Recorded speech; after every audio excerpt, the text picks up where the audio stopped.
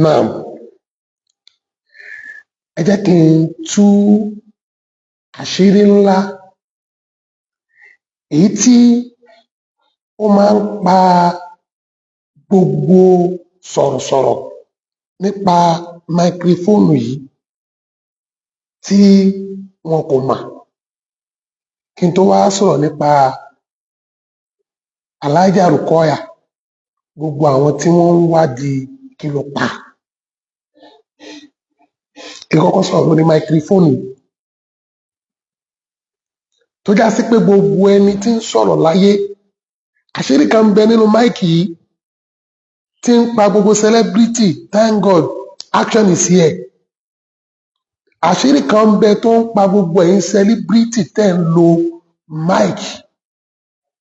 tẹ́ fi ń gbóhùn síta ṣùgbọ́n tẹ́ ẹ kò mọ̀. Mo fẹ́ sọ àṣírí náà fún wa kí gbogbo wa ká lè take notice tó já sí pé ibẹ̀ ni àìsàn ń gbà wọlé sí yín lára tẹ́ ẹ mọ̀. Kí n tó wá bọ́ síbi gbogbo àwọn tí wọ́n ń wádìí kí ló pa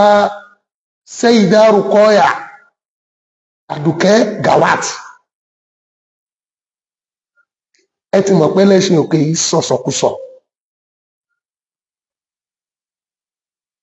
Bọ́lá ń bá kọ̀ ní kó o bá mi bá fídíò yìí pàdé. Ẹ jẹ́ kí ẹlòmíì náà kí ẹ jẹ́ kó jáfà nínú ọ̀rọ̀ yìí nítorí pé bó o bá fẹ́ gbọ́kú olólùfẹ́ rẹ ó protect olólùfẹ́ rẹ ni. Rukayat Gawat ẹni mímọ̀ tiwa ni tá a jọ jẹ́ alájọṣe. Wọ́n ti pè sí program tó bá mi pàdé tó gbọ́ torí performance mi tóun náà dẹ̀ invite mi sí program tiẹ̀ pé kí n wá ṣe program ńbẹ̀. Tí iṣẹ́ kan tí iṣẹ́ méjì. A pàdé lọ́dọ̀ Jàyà Ìdánwò lọ́dún tá a kọ́kọ́ pàdé lọ́dọ̀ bàbá wa Jàyà Ìdánwò. Wọn àtọkọ wọn lọ́jọ́ wá sí program. Ṣùgbọ́n gbogbo ẹ̀yin tẹ́ ń fẹ́ mọ ohun tó pa á, ó jẹ́ kí n lé ọ̀rọ̀ kan sí yín lọ́wọ́ kí gbogbo yín dì í mú. Torí pé ń tẹ́lòmíì fẹ́ ni pé kóun ṣáà trend pẹ̀lẹ́ni tó ti kú tí wọn náà dẹ̀ padà kú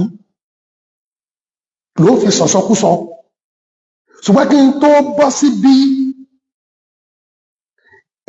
tí àwọn èèyàn fẹ́ mọ̀ nípa alájà Rùkọ́yà tẹ́ fi interview gbogbo àwọn tó súnmọ́ bí alájà Bàrímadé bí alájà Tèmíní success àti bẹ́ẹ̀ bẹ́ẹ̀ lọ.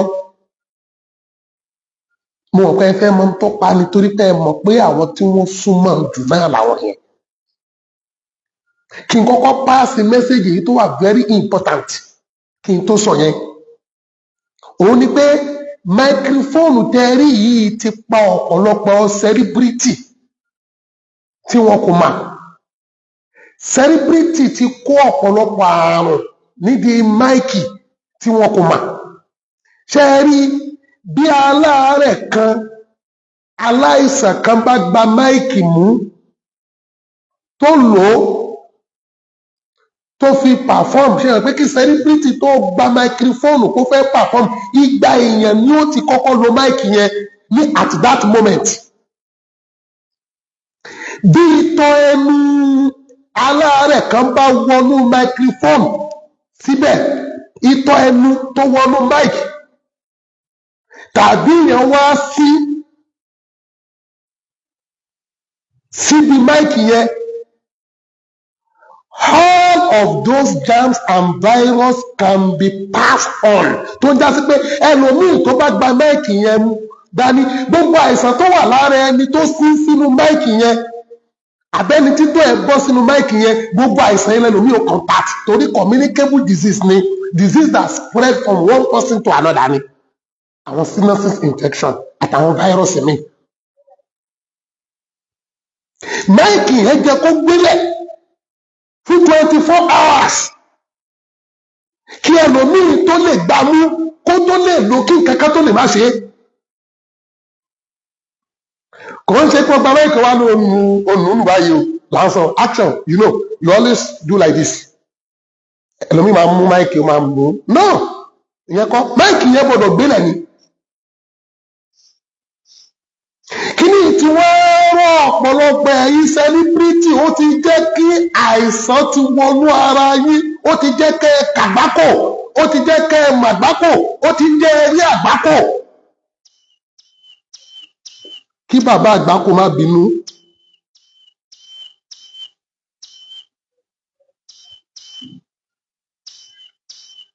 but nǹkan tó jẹ́ kí n máa páàsì mẹ́sẹ̀gì yìí òun ni pé ẹni tó ń bá yín sọ̀rọ̀ yìí gangan sẹ́líbírìtì ni, dókítà ni, ẹni tó ń ṣe wáàsí ni, ẹni tó mọ zikiri ṣe ni. I just need to share this information to every one of you to be benefit on it. ẹnìkan rí bàbá ìmọ̀ọ́mọ̀ ọ̀fà ní ọba wọn pàdé program, ó wá rí tí wọ́n fi white handkerchief cover mic, ìmọ̀ọ́mọ̀ ọ̀fà wá fi ń sọ̀rọ̀, ó wá ní ìmọ̀ọ́mọ̀ ọ̀fà ní illiterate. mo ní lẹ́nu rẹ̀, bàbá mi kọ́ ní illiterate, ìwọ gangan tó sọ yẹn jáde ló gọ. ìmọ̀ọ́mọ̀ ọ̀fà gangan ní dókítà tó mọ̀ pé àwọn gbọ́dọ̀ ní special microphone white táwọn máa fi bo special handkerchief táwọn máa fi bo mic, nítorí virus ni, nítorí àwọn disease ni, nítorí àwọn germs ni,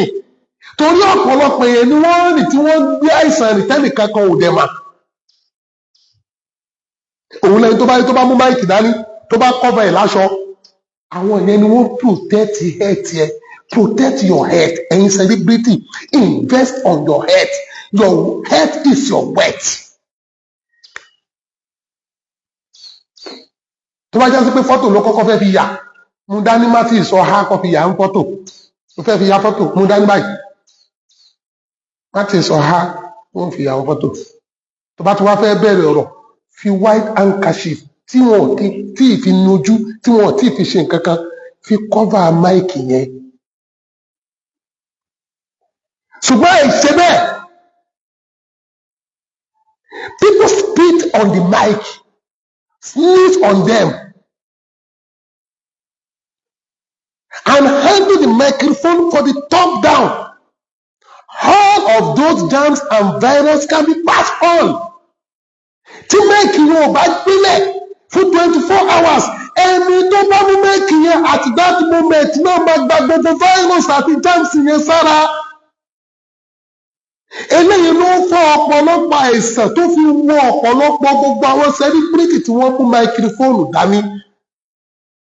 I need to pass this information torí gbogbo àwọn tí wọ́n protect máìkì tí wọ́n ń lò lóde òtún àwọn tí wọ́n ń gbá máìkì mú láì protect ẹ̀. o ò ní ìkankan orí tó fẹ́ lò tó bá délé lálẹ́ bóyá bí ìdìwọ́ọ̀mù àbí antibiotics tó fẹ́ lò tó bá délé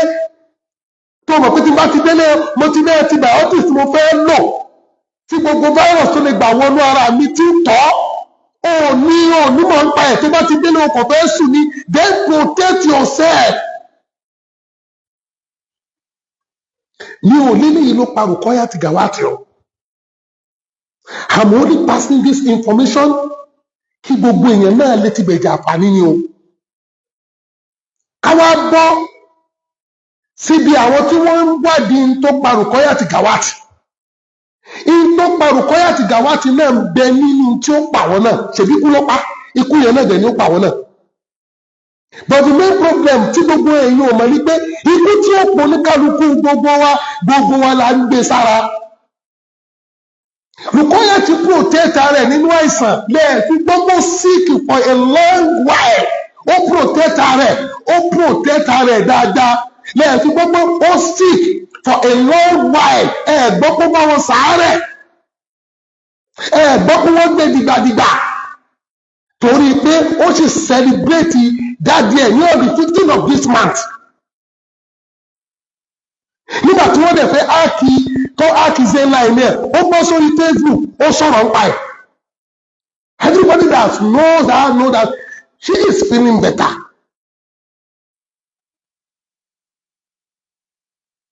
So ó protect health rẹ̀, ó ti lé ní tó ti ń nọ́ọ̀sì lọ́wọ́ o, but ó protect health rẹ̀. yóò dàbí pé wọ́n ẹ̀ ń wò pé bóyá wọ́n disclose ikú tó pa, ṣèbí ó ní sàlẹ̀ fọyọ̀ kan gbé coronavirus ní lọ́dọ̀ hospital. ààrẹ tó yẹ kó bá sáré ń sáré lọ́wọ́ ní ẹ kọ́kọ́ náà ṣe lọ sí hospital bí ó kú sí hospital yóò túbọ̀ sí pé ó lo 2 weeks ní hospital kó tó kú ṣé ẹ mọ iye yẹn ẹlòmíì tó lo a month more than that ní hospital kí wọ́n tó kú ikú tó fẹ́ pa wọ́n gẹ́gẹ́ fún ara ẹ tẹ̀lé wọ́n gẹ́gẹ́ fún ara ẹ tí wọ́n gẹ́gẹ́ òun mọ̀nà àwọn ṣùgbọ́n ọmọ tó nọ́ọ̀sì tó dẹ̀ wọ́n náà bí ó ṣe kí ẹ̀ ọmọ tó nọ́ọ̀sì náà owó ń bèèrè ikú tó pa Gawat tó bá mọ ikú tó pa kí ni ó fẹ́ mú jáde fún wọn bẹ́ẹ̀ ìyẹn ò ní ogún náà ikú tó fẹ́ pa wọn náà ń mú wọn náà ó ń dà ọ́ láàmú ó prevent ara rẹ lórí ẹ̀mí medical aspect tàbí kó ló fẹ́ fi àṣì kí ẹ.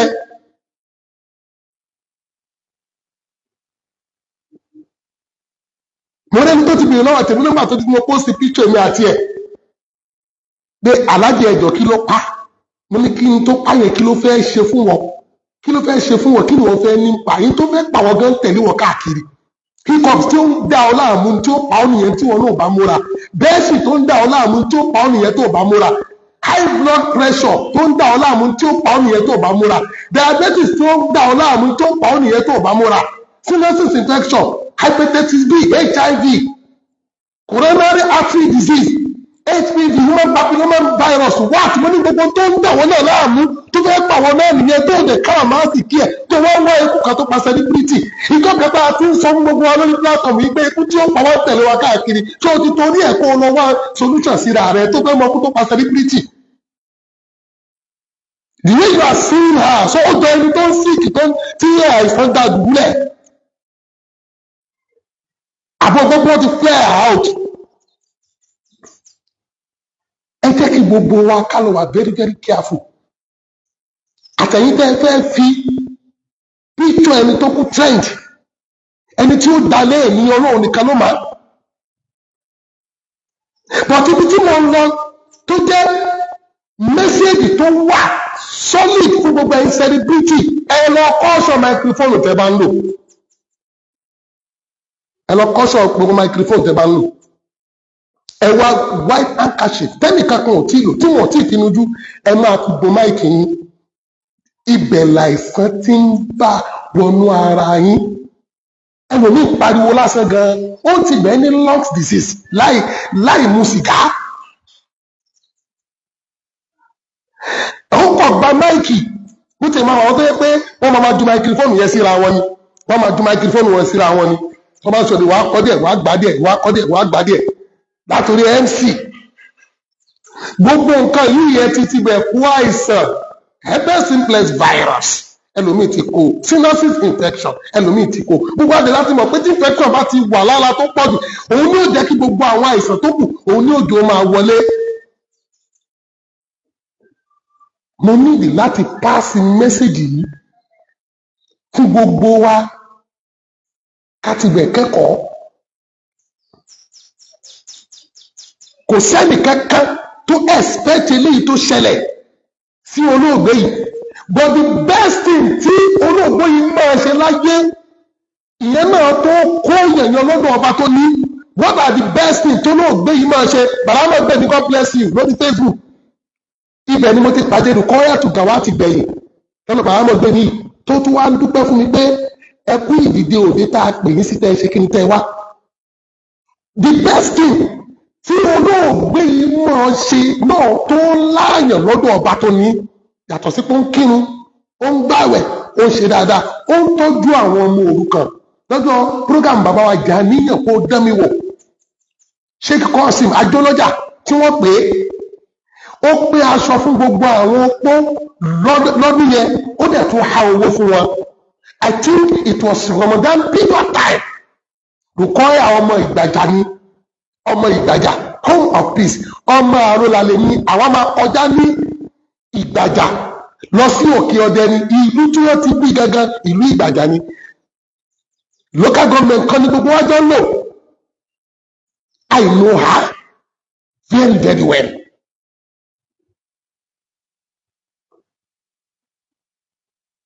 ṣùgbọ́n nǹkan tó yẹ kí n jáde sọ̀rọ̀ ẹ ti mọ̀ èmi òun I focus on earth ní òun jáde ní ẹni àwọn máa sọ̀rọ̀ bọ̀ torí èyí tẹ̀ ń wádìí ikú tó pa ẹ jẹ́ kẹ́ ẹ mọ̀ pé ikú kan náà ní pààyàn kò síkú tí ò ní pààyàn ikú kan náà ní pààyàn ikú tó dẹ̀ máa pè ní tó máa pa ọlọ́run bẹ lára wa ìtọ́ bá nọ́ọ̀sì nínú ara tó jẹ́ àìsàn òun ni kó lọ mú kó ń bẹ̀ period go and remove it. O nídìí àti máa ṣèwárí kí ló pa lágbádá kan torí pé tó máa pa wọn náà mú wọn ń dà wọn náà láàmú bí àìsàn bá tiẹ̀ wá pa wọn ní accident pa ẹlòmíì wọn ní nǹkan kan pa ẹlòmíì but gbogbo ẹ̀yin celebrity ẹ lọ take notice mo fọlọ́wọ́ bá bẹ̀yìn mo fọba tó ní í bẹ̀yìn king action bẹ́ẹ̀bí alájà expensive alájà oge ẹlẹ́sìn ògbó bẹ́ẹ̀bí ẹjọ́ ànábì bẹ́ẹ̀bí bàrámọ̀ pèmí bẹ́ẹ̀bí gbogbo ẹ̀yin artist ẹ̀ mọ̀ mi tí mo mọ̀ yín bẹ́ẹ̀bí tẹ́ ẹ bá fẹ́ máa lo máìkì lóde ẹ máa wá good white handkerchief ẹ ṣẹ̀ṣẹ̀ já ní ìtẹ́ bá ti já lóde tẹ́ bá ti lo ẹgbàgbẹ́ ti lónìí ẹ má kú lọ lóde mímọ́ ẹ fi kọ́bà máìkì yín nítorí àwọn tí àìsàn ń bá jà àwọn tí àìsàn ń bẹ lára wọn ẹlòmíràn lóhun sọ̀rọ̀ ni yóò yẹ máa po fóòmù jáde lẹ́nu yóò máa pe fóòmù yóò máa pọ fóòmù jáde báyìí yóò máa pọ lẹ́nu níbi tí àìsàn ti wà lára ẹ̀ bí spíìtì yẹn onítọ̀hún yẹn bá dénú máikrófóònù tó ṣe kí ni tó tún wá sí síbẹ̀ ẹlòmíì tó bá gbá máìkì yẹn mú at that moment gbogbo virus tó wà lára ẹni tó sneeze àbí tí spíìtì yẹn wọnú máìkì yẹn wọ́n wọ ara ẹlòmíì náà tó bá gbá máikrófóònù yẹn mú ní immediately. That is the reason why you must be very, very, very, very, very careful. Ibẹ̀ lọ́pọ̀lọpọ̀ ẹlòmíì ní ti kó àìsàn sára. Ibẹ̀ lọ́pọ̀lọpọ̀ ẹlòmíì yóò ti jẹ́ kálá pé ajẹ́kọ́rí bí lo ètò ìgbésí ayé ẹ̀. You just have to be.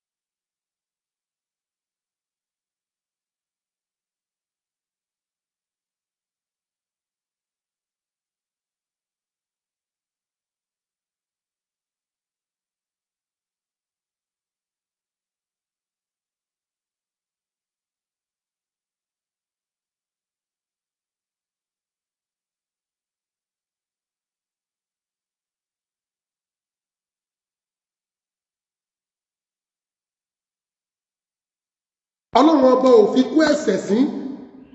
òun ni ò jẹ́ kí ẹ máa gbọ́ pé wọ́n gbé lọ dìgbàdìgbà wọ́n gbé lọ dìgbòdìgbò wọ́n gbé káàkiri wọ́n gbé gbàgbà wọ́n gbé gbàwò Ọlọ́run ò fi kú ẹ̀ṣẹ̀ sí mo ti yọ máìkì yẹn mo ti yọ yes Ọlọ́run ọba ò fi kú ẹ̀ṣẹ̀ sí Ọlọ́run ọba ò fi kú ẹ̀ṣẹ̀ sí ọ̀pọ̀lọpọ̀ ẹlòmíì náà lọ́lọ́wọ́ bó yóò ra láàrin kó tó kú yóò máa tún dáwó fún ní at the end of the day yóò tún kú ni Ọlọ́run ọba ò fi kú ẹ̀ṣẹ̀ sí irú kú tó bá Ọlọ́run ọba ò fi ṣẹ̀ sí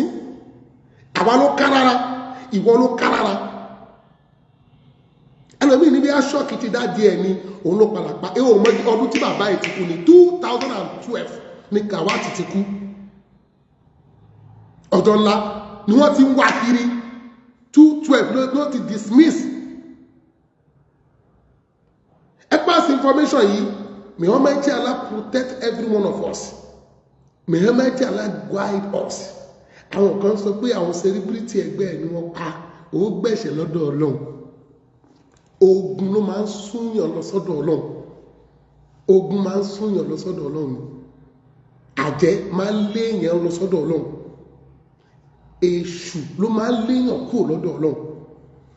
challenge ni yóò fi débi tó ń lọ gbogbo ẹ̀yin tẹ́ ń sọ pé ẹnìkan pa nìkan kí ló tí wọ́n pa látijọ́ yìí tó já sí pé sí ni wọ́n ṣẹ̀ṣẹ̀ ń pa tó ṣẹ̀ṣẹ̀ ń trend ni kò ṣẹ̀ṣẹ̀ trend kò sẹ́ni tí ò ní face challenge maybe physical or spiritual tó bá ti wá mú ikú dé ẹ má máa lẹ́nìkankan ló pa ẹnìkankan ò lè pa ẹni tí ò lè dáyàn lè pààyàn ọba tó dáyàn náà ló lè pààyàn you hear what you mean to wa huwa ala kulli shay'in qadir. ibẹ̀ mo fẹ́ kí gbogbo yín lọ mẹ́mi sí ẹ má ní kankan ló pa ẹ jẹ́ kí gbogbo wa gbẹ́mí wa padà sọ́dọ̀ ọba tó ní wa àdúrà ní kẹ́ ẹ jẹ́ ká máa ṣe fún kọ́lọ́ndà ìṣekú tiẹ̀ náà nírọ̀rùn tí ọ̀rọ̀ tiẹ̀ mú wá sí ikú ni kó a máa ní ọlọ́run ṣekú tèmi náà nírọ̀rùn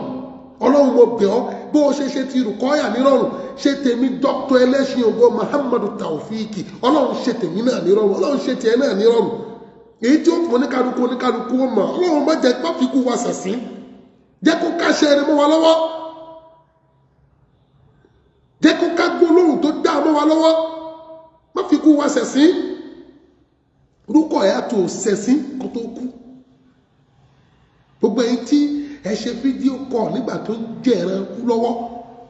tẹ ṣe fídíò kọ̀ nígbà tó ń jẹ ẹran kú lọ́wọ́ ó ti kú ńgbà míì ẹ wá ṣe fídíò kọ̀ pẹ̀lú àwọn tó wà ń bẹ̀ ẹ wá screenshot bó ṣe sọ pé òun ní owó ti kú ẹ tó wá gbé sí Facebook ẹ bẹ̀rù ọlọ́run o ẹ bẹ̀rù àtúbọ̀tán ó ti gbẹ̀mí mì ẹ wá pé àwọn tó wà ń bẹ̀ lásìkò náà wọ́n wá ní Rukayat ti kú o ẹ wá ṣe fídíò pé òkú rẹ̀ náà ní o wọ́n wá rí gbogbo ẹ̀ náà ẹ wá screenshot ẹ tó wá post ẹ̀ sí Facebook ẹ ní làákàyè yín ò pé tẹ́ ẹ bá múra tẹ́ ẹ lọ túbá ikú rédèrèdè rádaràdà lẹ́ẹ̀kú bẹ́ẹ̀ ṣe bí tẹ́ gbé ọ̀run náà nìyẹn bẹ́ẹ̀ ṣe náà nìyẹn ẹ̀yin tẹ́ ẹ ṣe fídíò kọ̀ nígbà tó ń jẹ̀rora lọ́wọ́ tẹ́ ẹ pa àwọn tó wà ń bẹ̀ tó lóun kọ́ ló gbá fóònù yẹn mú at that moment tẹ́ ẹ wá ṣe pé òun náà ní ló ń jẹ̀rora bóyá kò lè sọ̀rọ̀ mọ́ ni ẹ wá screenshot ẹ wá post kó lè go viral lọ túbà o afala yatubuna ila Allahi wa yastaghfirunahu wallahu ghafurur rahim bó o bá lọ túbà ikú ẹ̀sìn ló kù àwọn ẹbí ẹ̀ disclose hospital tó kú sí wọ́n disclose àsìkò tó kú ìgbà tó kú kọ́lọ́ announce pé kú she was only buried yesterday but ẹ̀yìn kan dẹ̀ wà ẹ̀dẹ̀ tó ló pẹ́ súnmọ́ ẹ̀dẹ̀ pé lásìkò yẹn ẹ̀rí ìyàn tó ti kú lásìkò yẹn ó dẹ̀ ní mind àti ṣe screenshot onímọ̀ẹ̀dẹ̀ àti ṣe screenshot láti post ẹ̀ sí Facebook onímọ̀ẹ̀ ṣé tí o bá jẹ́ sí pé o bá ronú tí wọ́n ń pè ní kú nígbà tí ó kú lọ́wọ́ ni ṣé ó jẹ́ kí o ní làákàyè technology àti ṣe screenshot immediately yẹn.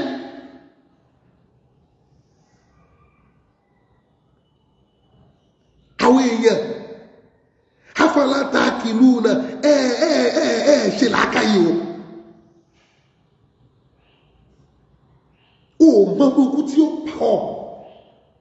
o mọ tí ó kà mọ́ ọ lọ́wọ́ o mọ bóyá kú ẹ̀ sí ló kú kí wá ló dé tẹ́yìn máa ń wà áfítà rádaràdà àti rédèrèdè àti rédèrèdè.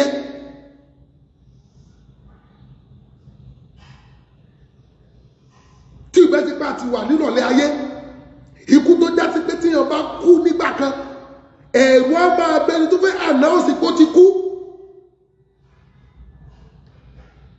ẹ̀rù ó máa bà wọ́n tí wọ́n gbọ́ pé èèyàn kú oníkálukú ò ní lè sùn mọ́júmọ́ níbi tí ikú dẹ́rù bàyẹ̀ tó ikú ọ̀hún ló ti wá di kó wá pẹ́ nìkan kó wá ní lágbájá kan ti kú kó wá ní ẹjẹ́ ṣe fídíò kọ̀ pẹ̀lú ẹjẹ́ kí n rí òkú ẹ̀ ó wá ṣe fídíò kọ̀ pẹ̀lú ẹgbà tó ṣẹ̀ṣẹ̀ jẹ̀rora kú ó wá screenshot ẹ̀ wá post ẹ̀ sí Facebook only for you to get followers of good comment you are a bastard ignorance ni ẹ ìwọ gángan tó post ẹ̀ yẹn tápẹ́lẹ́ ti discriminate ó tí mà mo fi lè tún fi encourage gbogbo ẹ̀yin ẹlòmíì tẹ́ ẹ bá gbóhùn mi tọ́lọ̀ bá ní ẹ bá fídíò yìí pàdé tọ́ bá ní ẹnìkan kú ní sàkání rẹ no matter how the person is close to you how this person is distant happens to you má ṣe fídíò kan torí pé o fẹ́ screenshot òkú yẹn kó wá post ẹ̀ sí Facebook. Jẹ́ kí bẹ̀rù Ọlọ́run máa bẹ lára rẹ. Nígbà tí Buhari tún kú, nígbà tí wọ́n jẹ́ ìrora débi tí wọ́n kú yẹn, àríwé rẹ̀ kan náà tó lọ fi ṣe tó lọ fi sí status.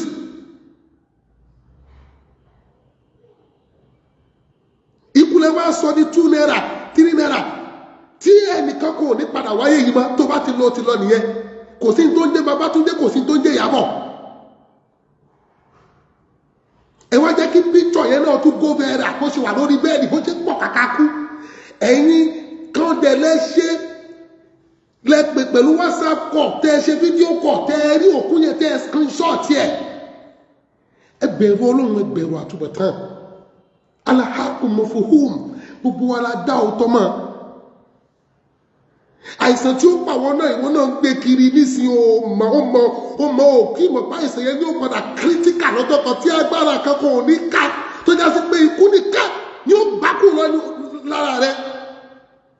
Àìsàn tó high blood pressure tó mọ́nítọ̀ yẹn bí òun náà ní ó padà pa ọ́ tó máa díjọ́ kan tó máa rise up tí ò ní lọ sílẹ̀ mọ́. Mo bẹ̀ yín gbogbo ẹ̀yin tí mẹ́sẹ̀jì mi bá dọ́dọ̀ yín ẹ má bínú bí mo ṣe ń sọ̀rọ̀. Mo ń ronú àwọn nǹkan tí ẹlòmíì ò ní ìrònú lórí. Iyyakum waragibata fi dunya fa innaha ni'matun zahilatun wa hayatun munqati'atun wa shahawatun faniyatun innama ad-dunya daru ma la dara lahu wa malu ma la mala lahu. Rukayat ò lé ayé, kò lé ayé. Ó lé alkiyama. Lẹ́fìrí ló fi níwá rẹ̀ lẹ̀. Lẹ́fìrí ló fi ń tọ́jú àwọn opó, àwọn ọmọ òrukàn, kò lé ayé. Iyyakum waragibata fi dunya. Ìwọ ṣọ́ra pẹ̀lú lílé ayé. Fa innaha ni'matun za'ilatun. Ìdẹ̀ra tí ń bẹ ní ayé ó tán lọ́jọ́ kan bí ò bá dẹ̀ tán ìwọ tó ń lò ó tán ó tán kò tán sí ti Rukayat ò ti tán. Ó ti lè ní appointment program mi tó fẹ́ lọ nísìn. Nobody to call. Phone number ti wà lẹ̀. Tó bá pè é, she is not the one to pick up the calls. Gbogbo tó kù tó wà lákàntì, she is not be able to spend it by herself. Bí ìdẹ̀ra tí ń bẹ ní ayé ò bá tán ẹni tó ń lọ yóò sì tán. Wa hayatun munqati'atun. Bí sẹ̀mí tí ń bẹ́lẹ̀ ayé ò bá tá a bá gé kúrú ìwọ tó bí ayé ò bá kúrú ìsẹ̀mí tí ń bẹ́nu ayé ò kúrú. Gbogbo èèyàn expect pé Rukayat ó lè kú ní 50 years to this time. Nobody expect that from anyone. But Ọlọ́run bá lo agbára tẹ̀ pé yaf'alu ma yasha'u. Ọlọ́run bá lò lé lórí. Wa hayatun munqati'atun. Èmi náà kú dá tèmi lẹ̀ lọ́jọ́ kan wọ́n máa béèrè ọmọ mélòó ni mo bí. Èmi náà dá tèmi lẹ̀ lọ́jọ́ kan wọ́n lọ wo TikTok mi wọ́n wo bí tí mo bá ti ń jó wọ́n post ẹ̀. Èmi náà dá tèmi lẹ̀ lọ́jọ́ kan àwọn tá a ti ṣoore fún wọn give testimony, àwọn tá a ti rán Mẹ́kà, àwọn tí mo ti rán ní múra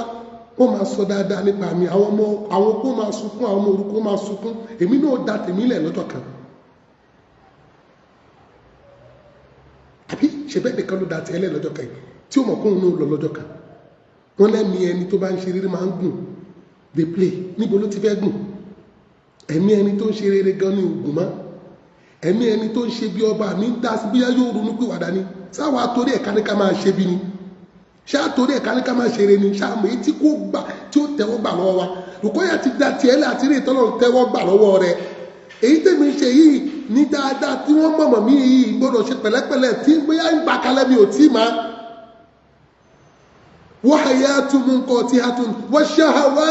shahawatun faniyatun. Adùn tí ń bẹnu ayé ó dópin. Ó dópin kò dópin ni ẹni tó ń lò ló dópin. Rukayat ti dópin, Àdùkẹ́ ti dópin. Innama ad-dunya daru man la dara lahu. Ilé ayé yìí jẹ́ ilé kan fẹ́ni tí ò ní lílé lọ́run. gbogbo mọ́ṣáláṣí tí Rukayat sọ̀pọ̀tì láyé ibo ló padà sí tẹ́ni wọ́n padà jù sí ìlú ọkọ rẹ̀ innama dunya daru ma la dara lahu wọn ò sí sí ilé ọkọ rẹ̀ wọn ò sí síwájú ta ilé ọkọ rẹ̀ wọ́n lọ dá papọ̀ máwọn òkú tó ń bẹ nítẹ̀ ibẹ̀ nílé ìkẹyìn wà máàlá lahu ó jẹ́ owó kẹfẹ́ ni tí ò ní owó lọ́rùn ká pé owó bá dé ra ikú ni òun náà sọ fọ́lọ́run pé ó sì gbówó lọ́wọ́ mi kó ní kúkú má pa mí tó bá ti dé kì í padà mo rọ̀ wá mo bẹ̀ wá tẹ́nìkan bá kú wá sí ni ká mú níbẹ̀ ká máa mọ̀ pé ọlọ́run ọba lọ́ba tó ń dára ẹ má jẹ́ ká tara ẹni tó kù yẹ